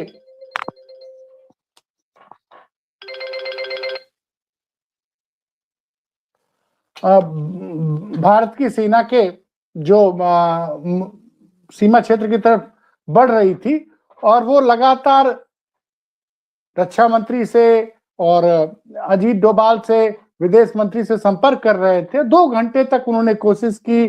2 घंटे बाद उनके पास निर्देश आया कि प्रधानमंत्री जी ने कहा कि आप जो उचित समझे वो करें।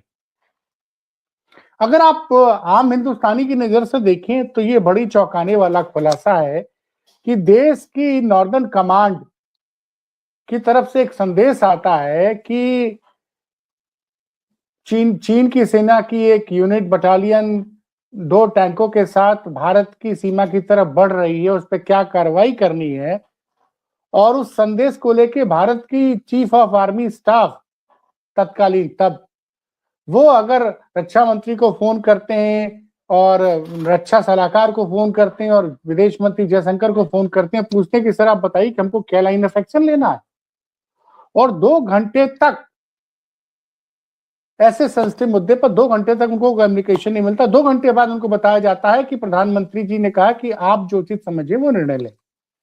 और इसी विषय पे राहुल गांधी चर्चा करना चाह रहे थे लोकसभा में, लेकिन ना उनको राजनाथ सिंह ने बोलने दिया, ना अमित शाह जी ने बोलने दिया। ओम बिरला तो आप जानते ही हैं। अच्छा, उनको बोलने नहीं दिया गया, संसद में हंगामा हुआ। फिर अखिलेश यादव जो समाजवादी पार्टी के राष्ट्रीय अध्यक्ष हैं, देश की तीसरी सबसे बड़ी पार्टी के नेता, वो लोकसभा में खड़े हुए और उन्होंने कहा कि देखिए, चीन हमारा दुश्मन है। इस बात को नेताजी लोहिया जी हमेशा कहते थे, और अगर चीन पे चर्चा होनी चाहिए, कुछ ऐसी अगर खबरें आ रही तो इस पे खुल के संसद में चर्चा होनी चाहिए और विपक्ष की बात को सरकार को सुनना चाहिए। ये बोल ही रहे थे कि ओम बिरला ने उनका माइक ऑफ कर दिया।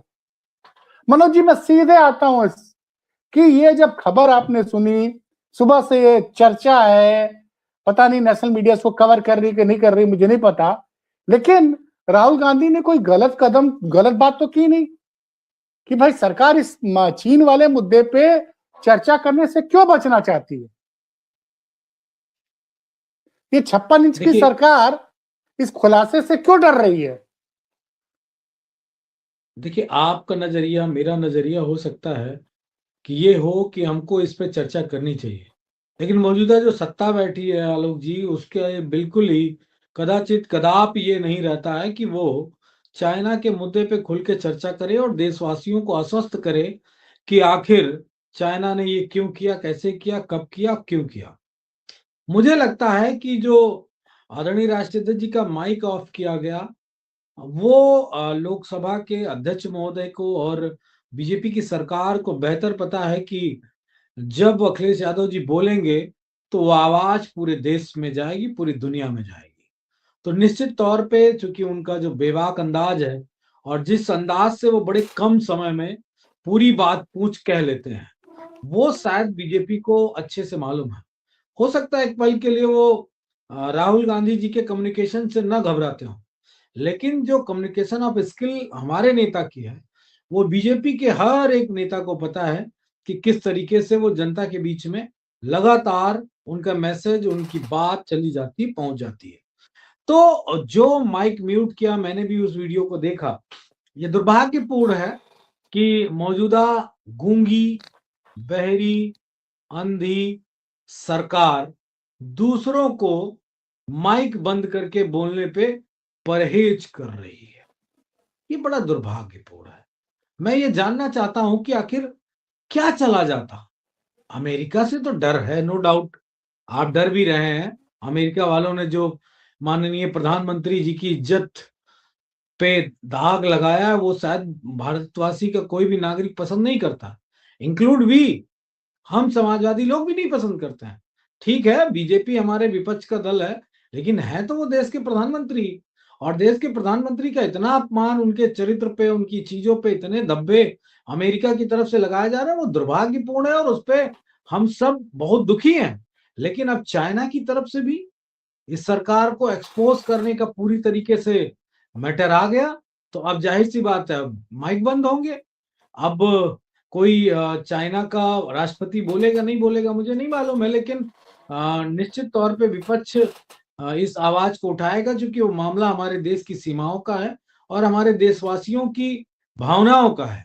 लगातार चाइना जिस तरीके से भारत में हस्तक्षेप कर रहा है, और सिर्फ खुद नहीं कर रहा, वो बांग्लादेश हो, वो पाकिस्तान हो, या हमारे अन्य पड़ोसी देश हो, उनके माध्यम से भी करा रहा है। और ये सभी बातें इस सरकार को भली बात पता है। मैं जिक्र करता हूं आलोक जी, रक्षा विशेषज्ञ जो हैं डोभाल जी का, पता नहीं सारा ज्ञान कहाँ चला गया, सारा बुद्धिमत्ता कहाँ चली गई, सारी कूटनीति कहाँ चली गई। बड़े ज्ञानी हैं, इतने दिन से रक्षा सचिव बने बैठे हैं, रक्षा विशेषज्ञ बने बैठे हैं, सलाहकार बने बैठे हैं, लेकिन मैं ये नहीं जान पाया कि आखिर कर क्या रहे हैं आप देश के लिए। कौन सा आपने तर्कस में तीर मारा कि अगल बगल के देशों में चारों खाने चित हो गए। मुझे तो एक घटना याद आ रही है कि अभी भारत ऐलान कर रहा था कि हम बांग्लादेश के साथ मैच नहीं खेलेंगे, अब बांग्लादेश ने भी मना कर दिया और सुनने में आया पाकिस्तान ने भी मना कर दिया। तो आखिर आपकी विदेशी नीति, कूटनीति, रक्षा नीति, सीमाएं, ये सब कहां पे हैं, किस तरीके से हैं? और ये मैं इतना दावे से कह सकता हूं कि ये सरकार पूर्ण रूप से भारत की महान जनता को मूर्ख बना रही है। रक्षा के मामले हो या विदेशी कूटनीति और हमारे व्यापार के मामले हो, सब पे ये फेल है। उल्टे देश के प्रधानमंत्री जो एक बहुत ही दुनिया भर में मैसेजेबल पोस्ट है भारत की तरफ से जो रिप्रेजेंट करते हैं, उस पे भी बट्टा लगा दिया, उस पे भी दाग लगा दिया। मेरे ख्याल से बीजेपी को समय रहते माफी मांग के अपनी सरकार से त्यागपत्र दे देना चाहिए, इसी में भलाई होगी। जी नहीं मनोज जी, ये बताइए कि दुश्मन आपकी सीमा की तरफ बढ़ता चला रहा है। नॉर्दर्न कमांड ने चीफ ऑफ आर्मी स्टाफ को मैसेज भेजा, आर्मी तो इसी तरह काम करती है ना भाई। कोर कमांडर ने देखा, कोर कमांडर ने नॉर्दर्न कमांड को बताया कि भैया 2 किलोमीटर दूर है, 1 किलोमीटर दूर है, 100 मीटर तक आ गए। 2 घंटे तक chief of army staff instruction का इंतजार करते रहे कि बोलिए हमको क्या करना है। 2 घंटे बाद बताया जाता है कि आप जो उचित समझे वो करें। भैया जब पहला फोन राजनाथ सिंह के पास गया था तभी राजनाथ सिंह ने को कह दिया कि जो उचित है वो कीजिए। अगर राजनाथ सिंह खुद फैसला नहीं ले सकते हैं, या मोदी जी ऐसी कौन सी जगह बैठे थे जहां मोदी जी से बात करने के लिए राजनाथ सिंह को 2 घंटे लग गए? और कोई बांग्लादेश की आर्मी नहीं आ रही थी, नेपाल की आर्मी नहीं आ रही थी, चाइना की आर्मी थी भाई साहब। अगर जो मैगजीन में छपा है अगर वो सच है तो सोचिए, जहां 1 सेकंड में बहुत कुछ हो जाता है, वहां 1.25-2 घंटे तक डेडलॉक पड़ा हुआ है। उस वक्त भारत के आर्मी चीफ कह रहे थे मुझे समझ में नहीं आ रहा था मैं करूं क्या। देखिए, फौज इंतजार कर रही थी। अगर इस दौरान अगर चाइना ने अटैक कर दिया होता तो हम क्या करते? आप शायद कुछ बातें भूल रहे हैं आलोक जी। अभी हाल फिलहाल आपको वो लास्ट घटना चाइना बॉर्डर पे याद होगी जब हमारे 20 से ज्यादा सैनिक शहीद हो गए थे। वो इसी का तो उसी समय परिणाम था। उसी समय की बात है ये मई 2020 की घटना है, डोकलाम हम कह घाटी रहे की हैं घटना है। तब आपने देखा नहीं देखा, 2 घंटा लेट होने की परिणति क्या निकली? यही तो परिणति निकली ना कि आपके 20 से ज्यादा जवान शहीद हो गए। और क्या किया सरकार ने? कोई खेद प्रकट किया क्या? कुछ बोले क्या? कुछ कहा क्या? कुछ नहीं। देखिए, स्पष्ट रूप से मैं आपको बता दूं कि ये सरकार दुनिया भर के महाशक्तिशाली देशों के सामने घुटने टेक चुकी है। अरे बीजेपी घुटने टेक दे कोई बात नहीं, लेकिन भारत की सरकार घुटने न टेके। बीजेपी की तो आदत रही, बीजेपी सदैव से ही सर झुका के अपने आप को गुलाम बना लेने में माहिर रही है। वो चाहे अंग्रेज रहे हो चाहे मुगल रहे हो, सभी के सामने ये स्थितियां बिल्कुल स्पष्ट हैं। वैचारिकी वही है कि ताकतवर के सामने झुक जाओ। लड़ने का माजदा इनके अंदर कहां, कब लड़े हैं? इतिहास का कौन सा पन्ना पलट के देखो पाठक जी, जब बीजेपी की वैचारिकी ने कहीं सीना ठोक के लड़ाई लड़ी हो। और सिर्फ लड़ाई इनको नहीं लड़नी है, लड़ना तो भारतीय सेना को है। ये अपना नफा नुकसान देखते हैं। ये वो लोग हैं जो अपने फायदे के लिए जो सत्ता चाहते हैं, इनको देश के आन बान शान से कोई फर्क नहीं पड़ता। तो इसी की परिणति है कि इतने सेंसिटिव मुद्दे पे इस तरह चाइना की फोर्स आ गई, हमारे सैनिक शहीद हो गए, और इस सरकार को कुछ भी ना सुनने को था, ना कहने को था, ना ऑर्डर देने को था। सरकारें कोई गोली नहीं चलाने जाती, लेकिन उनके ऑर्डर से अच्छी अच्छी चीजें ध्वस्त हो जाती। अरे अमेरिका अमेरिका दिन रात चिल्लाते हो, मैं एक बात कह लूं, अमेरिका अमेरिका दिन रात चलाते हो और डोनाल्ड ट्रम्प माय फ्रेंड चिल्लाते हो, उसी से सीख लेते कि किस तरह जाके दूसरे देश के राष्ट्रपति और उसकी पत्नी को ही उठा लाए। बताओ, पूरे देश पे ही कब्जा कर लिया, पूरे उसके डीजल पेट्रोल पे ही कब्जा कर लिया। उससे भी नहीं सीख सकते हो तो कौन आपको सिखाएगा? लेकिन इतना तय है कि देश को गुलामी की तरफ मौजूदा सरकार झोंक रही है, चाहे वो कमांडेंट हो, चाहे वो नॉर्दर्न कमांडर हो, चाहे रक्षा मंत्री हो, चाहे रक्षा सलाहकार हो, जो कुछ भी है सब अपने अपने फायदे के लिए लगे हैं।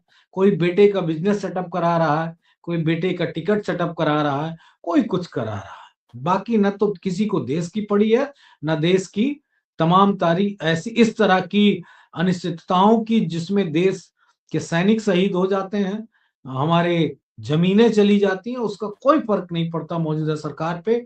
ये मेरा बिल्कुल स्पष्ट रूप से पार्टी की तरफ से रुख है। यही बात है, यही हकीकत नहीं है। सवाल ये उठ रहा है कि मनोज जी, आज के कम्युनिकेशन के जमाने में आप सोचिए, अगर देखिए 2 घंटा 15 मिनट 75 मिनट तक देश की आर्मी का चीफ इंस्ट्रक्शन का इंतजार कर रहा है, और मतलब दुश्मन देश की सेना टैंक के साथ लगभग सेना के बॉर्डर के, जब आपका जवाब आया वो 100 मीटर दूर थी। तो भाई ये, और मोदी जी कहते हैं कि हम तो सेना को खुली छूट है। अरे खुली छूट है तो फिर चीफ ऑफ आर्मी स्टाफ को आपसे पूछने की कोई जरूरत पड़ी?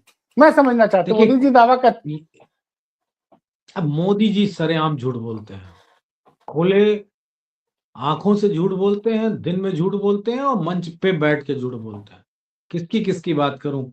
उतना उधेड़ेंगे तो उधड़ते ही चले जाएंगे। अमेरिका ने पहचान लिया कि झूठा है, झूठ बोलने वाला व्यक्तित्व है, तो इसके साथ खेल रहे हैं, आपके चरित्र पे दाग लगा रहे हैं, भारत की गरिमा को खत्म कर रहे हैं। कहां कोई जवाब दे रहा है? सारे कहां चले गए? सारे एक ही कतार में खड़े हो गए क्या, जहां पे सट अप माउथ होता है? कोई किसी को तो बोलना चाहिए। अरे नहीं, प्रधानमंत्री बोल सकते हैं, मजबूरियां होंगी तो रक्षा मंत्री बोले, रक्षा मंत्री की मजबूरी हो तो विदेश मंत्री बोले। अरे रेल भेल गेल कोई तो मंत्री बोल दे। कोई नहीं बोल सकता। मैं तो कहूंगा आरएसएस के लोगों को बोल देना चाहिए, वो कोई सरकार में नहीं है। बीजेपी के संगठन के लोगों को बोल देना चाहिए, वो सरकार। अरे कोई ना बोले भाई, बजरंग दल वाले तो बोलो, तुम भी नहीं बोल पाओगे? इतनी डर लगता है तुमको अमेरिका से, चाइना से? अरे तुम ही बोल दो। दरअसल में ये सब पूंछ दबाने वाले लोग हैं। अब ये सब के सब पूंछ दबा के खड़े हो गए हैं अमेरिका के सामने, चाइना के सामने। मैंने तो बड़ी गंभीरता से एक बात कही है, सबके बच्चों का कहीं ना कहीं भविष्य निहित है। बुरा मत मानिएगा पाठक जी, ये शब्द कहते हुए अच्छा नहीं लगता कि चाइना अमेरिका में इन सब के घर परिवार के लोगों का, इनके पूंजीपति मित्रों का सबका सेटअप है व्यापार। अब बताओ, व्यापार जरूरी है कि बीजेपी की नजर में देश की आन मान शान मर्यादा जरूरी है? नहीं मैं अच्छा, मनोज भाई, आप अगर अगर मैं गलत कह रहा हूं, मैं गलत कह रहा हूं, तो मुझे आप बता दो कि बीजेपी ने सर्वोपरि राष्ट्र को माना है और राष्ट्र भक्ति को माना है। अगर होता तो अब तक तो अमेरिका को तलवों घुटनों के आगे बैठा देती, तलवे चटवा देती भारत की मौजूदा प्रधानमंत्री की सेना। लेकिन क्या किया? कुछ किया क्या? और आपके पास अगर कोई उदाहरण हो तो मुझे दे दीजिएगा। मैं भी अगर कुछ गलत बोला हूं तो माफी भी मांग लूंगा, लेकिन मेरी जानत में तो ऐसा कुछ नहीं आया। हाँ, ज्यादा पूछ उठाई जाएगी तो इज्जत और जाएगी, भारत की भी साथ साथ जाएगी इज्जत, और भाजपाइयों की तो खैर होती नहीं, तो और उनकी जाएगी। नहीं मनोज जी, मैं तो आज ही सुबह एक सज्जन से बहस हो रही थी, मैं उस बात को नहीं जिक्र करना चाहूंगा, लेकिन जब भारत की वायुसेना ने पाकिस्तान को घुटने पे ला दिया था अभी मई के महीने में, तब आपने अमेरिका के कहने पे सीज फायर क्यों किया? उस वक्त भी आपने पूरा सच नहीं बताया, और आज ये पता चल रहा है कि 2 घंटे 15 मिनट तक भारत की सेना के chief of army staff instruction का इंतजार करते रहे। तो क्या इस 75 मिनट तक, क्या सवाल मेरा सुन लीजिएगा, इन 75 मिनट में क्या मोदी जी जो बाइडेन से बात कर रहे थे क्या कि बाइडेन साहब क्या करना है? क्योंकि हो सकता है बाइडेन की तरफ से फैसला ना आया हो, क्योंकि अब तो ये लग रहा है ना, जब अमेरिका के कहने पे ये विपक्ष ये आरोप लगा रहा है, और अमेरिका के राष्ट्रपति बार बार डोनाल्ड ट्रंप कह रहा है कि ये जो भी हुआ सीज फायर, वो बार बार कह रहा है कि हमने सीज फायर करवाया भारत पाकिस्तान के बीच में। तो क्या 75 मिनट तक मोदी जी इंतजार कर रहे थे कि अमेरिका का क्या आदेश आ जाए तब हम बताएंगे? नहीं देखिए पाठक जी, यहाँ अमेरिका का कोई लेना देना इस मैटर पे नहीं था।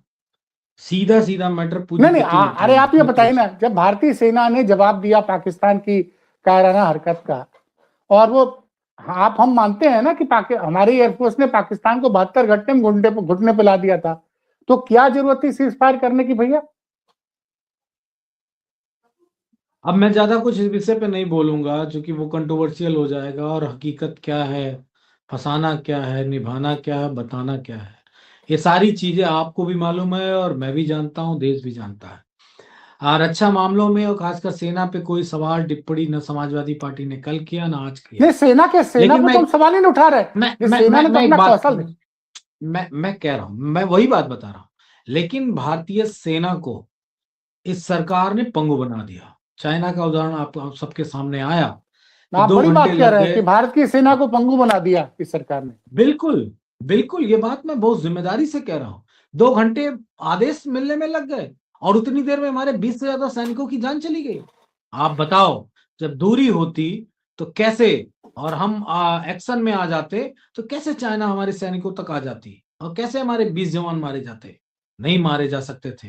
तो सेना को पूरी तरीके से पंगु बना दिया। और जो अमेरिका वाली बात आप बार बार कह रहे हैं, या जो सीज फायर वाली बात कह रहे हैं, उसमें भी भारत की सेना का, खासकर हमारे लड़ाकू विमानों का बड़ा नुकसान हुआ।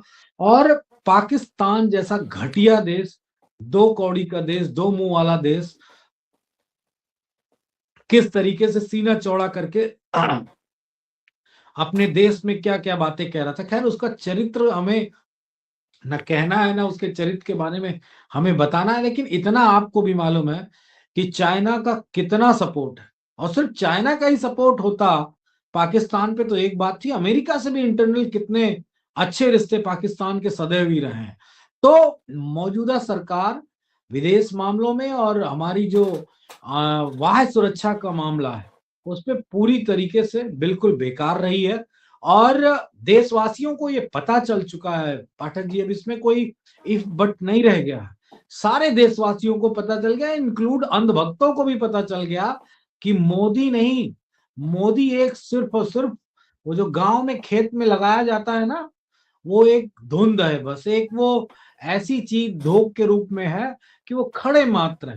No action, no movement. इतने दिन तक मोदी का वो धोख खड़ी रखी और दुनिया को बताते रहे कि ये विश्वगुरु साहब हैं, विश्वगुरु साहब नाराज हो जाएंगे तो पापा ने ऐसे तो नहीं, तो पापा ने युद्ध रुकवा दिया वाला टाइप के जो रील और मीम बनते हैं, वो सब खत्म हो गया। उसका कोई मतलब नहीं रह गया। अमेरिका ने तार तार कर दिया। इतनी बार माननीय प्रधानमंत्री जी को अपमानित शब्दों से और उनके ताकत की, भारत की ताकत का जितना अवहेलना किया अमेरिका ने, चाइना ने, वो सारी बातें स्पष्ट हो गई। अब तो कोई अंधभक्त पेट्रोल पंप पे आके नहीं कहता है कि मैंने शेर पाला और हम 200 रुपए लीटर, 500 रुपए लीटर तेल डलवा लेंगे। अगर कोई होगा लेटेस्ट भक्त टाइप का कोई तो मुझे बताइएगा। कोई नहीं कहता, आप चुपचाप हो जाते हैं, साइलेंट। वो कहते हैं मोदी क्या है, मोदी अमुक जाति का है, मोदी क्या है, मोदी ये है। हम लोगों ने तो नहीं कहा अपने जीवन में, हमारे कार्यकर्ताओं ने भी नहीं कहा, सोशल मीडिया पे मोदी जी के बारे में इस तरह लिखा भी नहीं। क्यों? क्योंकि वो देश के प्रधानमंत्री हैं। वैचारिक रूप से हमसे उनका मतभेद हो सकता है, हमारी वैचारिक उनके वैचारिक में अंतर हो सकता है, लेकिन देश के मामले में तो समाजवादी पार्टी, चाहे कांग्रेस रहे हो, चाहे बीजेपी के लोग रहे हो, सदैव साथ रहे हैं। लेकिन जिस तरीके से माननीय प्रधानमंत्री जी को बीजेपी के भक्तों ने, अंध भक्तों ने, बीजेपी के, मैं नहीं कहूंगा लेकिन वो किस वर्ग ने गाली दी है, ये बात तो देश को पता ही चल गई। तो जो खुद ही देश के प्रधानमंत्री अपने ही पार्टी के लोगों से गालियां खा रहे हो, जाति सूचक बात कर रहे हो, वो क्या दुनिया को मैसेज देंगे, क्या कहेंगे, क्या बताएंगे? हाँ, वही करेंगे जिसपे हम आप डिबेट कर रहे हैं कि हमारे नेता का माइक बंद कर देंगे, राहुल गांधी जी को बोलने नहीं देंगे, और विपक्ष कोई मुद्दे और जनता के, भारत के हित की बात करेगा तो उसको इग्नोर कर दिया जाएगा। चलिए मनोज जी, इस खबर पर हमारी नजर बनी रहेगी और फिर जुड़ेंगे आपके साथ। अभी आपने जो समय दिया इसके लिए बहुत बहुत धन्यवाद। तो 2021-22 में चर्चा थी कि ब्रजेश पाठक समाजवादी पार्टी ज्वाइन करने वाले हैं, और फिर अचानक से कुछ ऐसा हो गया, वो उधर रह गए और इनाम में उनको उप मुख्यमंत्री का पद मिल गया। इन दावों में क्या सच्चाई है? नहीं, देखिए, कोई समाजवादी पार्टी में नहीं आना चाह रहा है। समाजवादी पार्टी का सहारा लेता है, नाम लेता है और बार्गेनिंग करता है। कोई यही नहीं है। एक इधर देवी पाटन मंडल के हैं नेता, वो भी समाजवादी पार्टी की रस्सी पकड़ के बीजेपी से बार्गेनिंग कर लेते हैं। और ये उप मुख्यमंत्री टाइप के लोग भी समाजवादी पार्टी की रस्सी पकड़ के बार्गेनिंग कर लेते हैं कि बीजेपी के शीर्ष नेतृत्व वाले लोग उनको तवज्जो देने लगेंगे। तो समाजवादी पार्टी में इतना दम है ना कि हमारे नाम से भी, वो कहते नहीं एक गाना था राज बब्बर का, मेरे नाम से शुरू मेरे नाम पे खत्म, वही वाला हिसाब किताब है। समाजवादियों के ही नाम ले लेके बाबा जी मुख्यमंत्री बन गए, ये एक स्टूल वाले और एक चुप वाले दोनों उप मुख्यमंत्री बन गए। तो समाजवादी पार्टी को इसीलिए घेरते हैं, इसीलिए इस तरह की बातें कहते हैं कि इनकी जो राजनीतिक महत्वाकांक्षाएं वो पूरी होती रहेंगी, इसी वजह से लगातार नाम लेते हैं। लेकिन हम जानते हैं कि अगर समाजवादी पार्टी ने आप पे बयान देना बंद कर दिया तो आप मिट्टी का तेल हो जाओगे, और पीडीए के लोगों ने वोट देना बंद कर दिया तो सदन तो छोड़ो, घर की सरहद भी नहीं नांग पाओगे, सरहद भी नहीं नांग पाओगे, घर का जो हम कहते हैं नहीं द्वार, द्वार भी नहीं नांग पाओगे। तो ये निश्चित ही समाजवादी पार्टी का लाभ लेने, नाम लेके लाभ लेके अपनी राजनीतिक महत्वाकांक्षा को पूरा करते हैं, इसके सिवा दूसरी कोई बात नहीं। जी पाठक जी। चारों मठों में से एक मठ के जो शंकराचार्य हैं अभिमुक्तेश्वरानंद जी, और उनके साथ जिस तरीके का सौतेला व्यवहार एक धार्मिक मुख्यमंत्री, धार्मिक शब्द मैं इसलिए लगा रहा हूं क्योंकि उनका जो पहनावा है वो धार्मिक है, तो धार्मिक मुख्यमंत्री के द्वारा किया जा रहा है, उनके अधिकारियों के द्वारा किया जा रहा है, ये उत्तर प्रदेश के इतिहास में कलंकित है। आप, हम या हमारी पीढ़ी जब इतिहास पढ़ेगी तो ये कहेगी कि एक मुख्यमंत्री ऐसे उत्तर प्रदेश में हुआ करते थे जो हिंदू धर्म के रखवाले नहीं थे, हिंदू धर्म के भक्षक बन गए थे। भक्षक से मतलब होता है कि अपने से बड़ा कोई धर्म गुरु बर्दाश्त नहीं किया जाए, इसको ही भक्षक कहते हैं। तो निश्चित तौर पे शंकराचार्य का अपना एक महत्व है, साधु संतों का अपना एक महत्व है, और उत्तर प्रदेश के मुख्यमंत्री को इतना गुमान हो गया है, इतना अभिमान हो गया है, इतना स्वाभिमान हो गया है कि वो एक शंकराचार्य अगर कोई एक अपनी व्यवस्था बना के स्नान करना मौनी अमावस्या के उपलक्ष्य में करना चाहते थे तो वो उनको बर्दाश्त नहीं। और जिस तरीके से उनके शिष्यों को और उनको अपमानित किया गया, कुछ लोगों के साथ हाथापाई की गई, वो बहुत दुर्भाग्यपूर्ण है। मुझे नहीं लगता है कि आप भी 5 दशक से ज्यादा का जीवन जी चुके होंगे, और मैं भी लगभग 4 दशक पूरे कर चुका हूं, और ये महसूस करता हूं कि कभी किसी शंकराचार्य के साथ, किसी साधु संत के साथ इस तरह का कुटिल व्यवहार, दुष्टतापूर्ण व्यवहार करने का प्रयास किसी सरकार ने नहीं किया। और मैं तो मनोज दूसरी बात अगर इसमें जोड़ दूं, ये मनोज जी मैं रोकूंगा, क्योंकि भाजपाई तो याद दिलाते हैं कि भाई अखिलेश यादव क्यों शंकराचार्य की इतनी चिंता कर रहे हैं। अखिलेश यादव जब मुख्यमंत्री थे तो इसी बनारस में 2015 में अखिलेश यादव की पुलिस ने बाबा जी के साथ, उनके समर्थकों के साथ बहुत मारपीटाई की थी, और आप कह रहे हैं इस बयान के बारे में आलोक जी शंकराचार्य महोदय ने खुद कहा है। देखिए, कभी कभी कोई अधिकारी मुख्यमंत्री को संज्ञान में न लेके कोई भी कार्रवाई कर देता है, और वो हो सकता है स्लीपर सेल टाइप का कोई अधिकारी रहा हो। स्लीपर सेल से मेरा अभिप्राय बीजेपी और आरएसएस की मानसिकता वाला व्यक्ति रहा हो, तो निश्चित तौर पे वो बाबाओं को पीट कर समाजवादी पार्टी को बुरा बनाना चाह रहा होगा, इसलिए उसने वो काम किया होगा। लेकिन आपको शंकराचार्य महोदय का वो बयान सुनना चाहिए कि राष्ट्रीय अध्यक्ष जी ने जाके उनसे माफी मांगी थी, और ये कहा था कि ये अधिकारियों की गलती है, ये मेरी गलती नहीं है, और मगर एक गलती मेरे अधिकारियों से भी हुई है और मेरे शासनकाल में हुई, तो मैं आपसे क्षमा प्रार्थी हूँ। और बात को शंकराचार्य महोदय ने उनको क्षमा प्रदान की। क्या योगी आदित्यनाथ ने क्षमा मांगी? क्या योगी आदित्यनाथ ने अपने अधिकारियों को हड़काया क्या?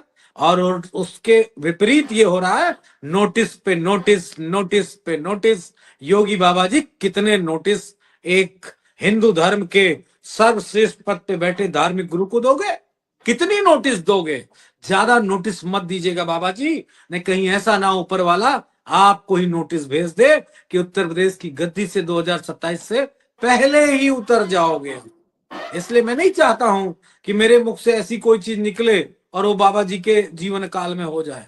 तो मैं तो उम्मीद करता हूं कि बाबा जी अब शंकराचार्य विश्वकर्मानंद जी से माफी मांगेंगे, और माफी मांग के कहेंगे कि मेरे दुष्ट और आपके साथ दुर्भाग्यपूर्ण रूप से जो व्यवहार किया गया, ऐसे अधिकारियों को, उन बाबा के ऊपर कार्रवाई करने के लिए मैं उनको तत्काल प्रभाव से सस्पेंड करता हूं।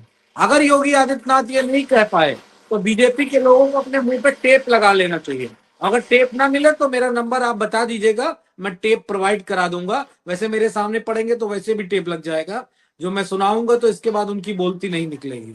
तो निश्चित तौर पे आरोप प्रत्यारोप करना एक अलग बात हो सकती है, वास्तविकता अलग होती है।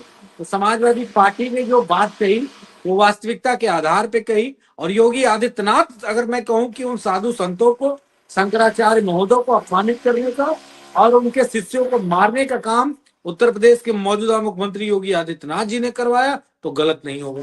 क्योंकि कितने दिन हो गए वो लगातार धरने पे बैठे, उनके साथ दुर्भाग्यपूर्ण रूप से इस तरह का व्यवहार किया जा रहा है जो कभी कोई नहीं कर सकता।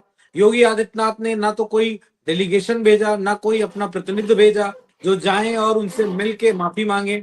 लेकिन एक बात तो तय है कि उत्तर प्रदेश के मुख्यमंत्री ना तो धार्मिक हैं, ना महंत है, ना वो किसी मठ के पीठे स्वर है। वो सिर्फ और सिर्फ एक बात है, क्रूर शासक के रूप में उनकी इतिहास के पन्नों में उपस्थिति दर्ज होगी। ये बात बिल्कुल स्पष्ट है। क्रूरतम कार्रवाई करने के लिए वो जाने जाएंगे। और अब हिंदू खतरे में आया है, असली बात अब समझ में आई। इसलिए जो हिंदू है वो अब सही मामले में खतरे में आया है कि हिंदू धर्म के सर्वश्रेष्ठ संत महंत पूजनीय शंकराचार्य जी के ऊपर अत्याचार पे अत्याचार हो रहा है। और आरएसएस के भक्तों को, आरएसएस के हिंदुत्व के ठेकेदारों को कोई फर्क नहीं पड़ा। दुर्भाग्यपूर्ण।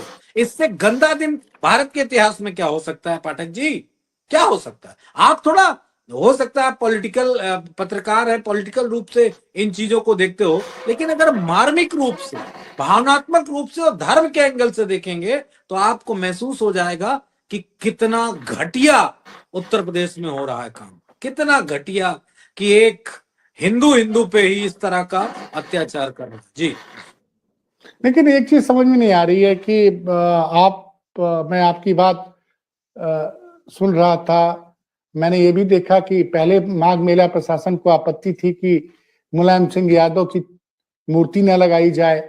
उस पे आपके नेता ने बड़ा दिल दिखाया कि भाई अगर इस पे ऐतराज है, और उसमें दावा ये किया गया था मेला प्रशासन द्वारा कि साधु संत नहीं चाहते हैं कि मेला क्षेत्र में मुलायम सिंह यादव की तस्वीर लगे, मूर्ति लगे। जबकि पिछले साल उनकी मूर्ति लगी थी, माघ मेला में बड़ी संख्या में श्रद्धालु आए थे, तब तो साधु संतों ने ऐतराज नहीं किया था। खैर, आपके नेता ने बड़ा दिल दिखाया और उन्होंने इस कंट्रोवर्सी को ही खत्म कर दिया। बोला भैया जो मुलायम सिंह यादव जी की याद में शिविर बन रहा है वहां पे भगवान श्री कृष्ण और राधा माँ की तस्वीर लगा दो, तो लग गई। तो कहीं ऐसा तो नहीं कि ये जिस चीज को अखिलेश यादव सपोर्ट करेंगे उन लोग को डर लग रहा है। देखिए, हमको एक डर समझ में आ रहा है। आप मेरे सवाल का जवाब दीजिए कि नेताजी के शिविर में पिछले साल बड़ी संख्या में लोग गए और मुलायम सिंह यादव, जिनको कि आरएसएस की पूरी प्लानिंग थी कि उनको हिंदू विरोधी साबित किया जाए, और उन लोग वहां गए, माघ मेला में स्नान किए, स्नान करने के बाद नेताजी की मूर्ति को प्रणाम किया और हिंदू विरोधी जो छवि बनाने की कोशिश कर रहे थे तो उसमें कामयाब नहीं हुए। तो इस साल उन्हें मूर्ति नहीं लगने दी। अब आप लोग जो है स्वामी अमृतेश्वरन जी के साथ खड़े हो। देखिए, समाजवादी पार्टी न कल हिंदू विरोधी थी, ना आज है, ना भविष्य के किसी भी दौर में ये अवसर बीजेपी के लोगों को प्राप्त हो। मैं स्पष्ट रूप से कह दे रहा हूँ कि सिर्फ बीजेपी के लोग एक चीज चाह रहे हैं, वो ये चाह रहे हैं कि चूंकि असली हिंदू विरोधी कौन है ये शंकराचार्य जी से पूछ लिया जाए, वो बता देंगे आपको। शंकराचार्य कोई एक शंकराचार्य नहीं जिनको बैठने नहीं देगा, चारों शंकराचार्य से पूछ लिया जाए कि असली हिंदू विरोधी कौन है। और अगर आपको और भी विश्वास करना हो कि कौन है तो उत्तर प्रदेश के ब्राह्मणों से पूछ लो। वो माइक पे नहीं बोलेंगे, कैमरे पे नहीं बोलेंगे, आपको धीरे से कान में बता देंगे असली हिंदू विरोधी, तो कहेंगे योगी आदित्यनाथ भाजपा आरएसएस, ऐसे ही बता देंगे आपके कान। अरे ये तो आप लोग आरोप लगाते। लेकिन एक चीज है कि मैं एक चीज और पूछना चाहूंगा कि भारतीय जनता पार्टी के एक ब्राह्मण विधायक है, पूर्व मंत्री है सुनील भराला, उन्होंने भी कहा कि स्वरूपानंद जी का अपमान जो है, माफ कीजिएगा, शंकराचार्य और अमृतेश्वरानंद जी का अपमान सनातन का अपमान है। और यही बात आपके राष्ट्रीय अध्यक्ष भी कह रहे हैं। तो क्या कोई मतलब अंदर अंदर तार जुड़ गया है कि भारतीय जनता पार्टी के ब्राह्मण विधायकों और अखिलेश यादव के बीच में, कि एक विधायक आया है और बोल रहा है कि जो अमृतेश्वरानंद जी का अपमान सनातन का अपमान है, वही बात अखिलेश यादव जी बोल रहे हैं। ये जरा मुझे समझाइए आप। नहीं देखिए, कोई इसमें कोई समझाना नहीं। सूरज को आप सूरज ही तो कहोगे, सूरज को चांद तो कहोगे नहीं आप, सूरज को तारे तो कहोगे नहीं आप। तो सत्यता को सत्यता ही माना जाएगा ना। अब जैसे जिसके जो मन है वो मैला हो गया है, या चश्मा लग गया है, या एक परत पड़ गई है, क्या बोलते हैं उस शब्द को, सांप्रदायिकता की पड़ गई है, या सरकार की पड़ गई है, या मलाई की एक परत पड़ गई है, जो सत्य बात को सत्य बात ना कह सके, उस इंसान का जीने का कोई औचित्य ही नहीं होना चाहिए। मैं कहता हूं सारी राजनीति एक तरफ, खत्म करो राजनीति। योगी आदित्यनाथ जी से लड़ने के लिए समाजवादी पार्टी के पास सैकड़ों मुद्दे हैं, हमारे नेता के पास हजारों बातें ऐसी हैं कि हम प्रतिदिन योगी आदित्यनाथ को घेर सकते हैं। लेकिन आप ही तो अत्याचार कर रहे हो शंकराचार्य महोदय के साथ, हम थोड़ी नहीं कर रहे हैं, हम थोड़ी नहीं कोई बात कहें। हाँ बेटा, तो ये बात आप उनको बता दीजिए, 5 मिनट कॉल कर रहे हो, फिर आप उनको वो बता दीजिए। जो विधायक भराला जी हैं वो निश्चित तौर पे समझते हैं कि समाजवादी पार्टी और आदरणीय अखिलेश यादव जी किस बात को उठा रहे हैं। सत्य को किसी चीज की, वो कहते नहीं, सत्य को सांच को आंच नहीं होती है। तो समाजवादी पार्टी जो कह रही है वो सत्य बात को कह रही है, और परंपरा का ठेका ले लिया है योगी आदित्यनाथ ने और योगी आदित्यनाथ के अधिकारी। परंपरा मतलब आप अगर परंपराएं बनाएंगे तो इनके अधिकारी बनाएंगे। गजब बात है। अब तो यही लगता है कि खजूर खा के अपनी जान दे दो, बस वही वाले दिन बचे हैं, जहर भी खाने की जरूरत नहीं है। हमारा किया था कि इस शंकराचार्य वाले मामले में योगी आदित्यनाथ अकेले पड़ गए हैं, कोई विधायक और मंत्री उनके पक्ष में खड़ा दिखाई नहीं दे रहा है। जिस तरह से खासकर अखिलेश जी ने तो उसको बहुत बड़ा मुद्दा बना दिया है कि साधु संतों का अपमान सनातन का अपमान है, और जहां भी साधु संतों का अपमान होगा समाजवादी पार्टी उस अपमान का पुरजोर विरोध करेगी। ये ब्रजेश पाठक को क्या बोल दिया है आज अखिलेश जी ने, मैं पहुंच नहीं पाया था। उनका एक बयान वायरल है कि अगर उन्होंने बाटी चोखा खाया तो प्रतिमा की तरह खड़ा होना पड़ेगा, उन्हें तो चरणों में लौट कर माफी मांगनी चाहिए, क्योंकि जिस सरकार में वो डिप्टी सीएम है उन्हें कई बार डपट पड़ जाती है। ये क्या मामला है?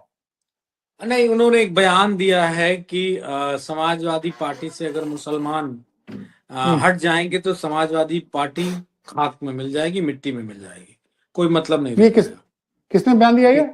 ये वही जो दूसरे वाले उप मुख्यमंत्री हैं, चुप वाले नहीं, उप वाले। तो निश्चित तौर पे, अरे आपके बिरादर और कौन भाई, अब बार बार काहे कहला रहे हैं आप ऐसे बोल रहे हैं? अरे नाम बोलिए ना, ब्रजेश पाठक जी। आपके बड़े भाई हैं, छोटे भाई हैं? नहीं, हमारे मित्र, हमारे परिचित हैं, मित्र हैं परिचित, इसीलिए वही मैंने कहा आपके बिरादर हैं। आपका उनका एक ही सेम पाठक है मामला। लेकिन मैं दूसरी बात कह रहा हूँ, देखिए समाजवादी पार्टी का अस्तित्व तो कैसे रहेगा कैसे नहीं रहेगा, ये समाजवादी पार्टी ही तय करेगी, कोई दूसरा नहीं तय करेगा। लेकिन अगर जो बयान उन्होंने समाजवादी पार्टी के परिप्रेक्ष्य में दिया है, अगर मैं उनके बारे में परिभाषित करूं तो मैं इतना बड़े दावे के साथ कह रहा हूं कि अगर पीडीए समाज के लोगों ने ब्रजेश पाठक को वोट नहीं दिया तो वो मिट्टी का तेल हो जाएंगे। मिट्टी का तेल आप समझ गए होंगे, हमारे आपके बचपने में मिट्टी के तेल का बड़ा महत्व था, और आज के परिप्रेक्ष्य में मिट्टी के तेल का कोई महत्व नहीं है। उससे अब डिबरी भी नहीं जलती, लालटेन भी नहीं जलती।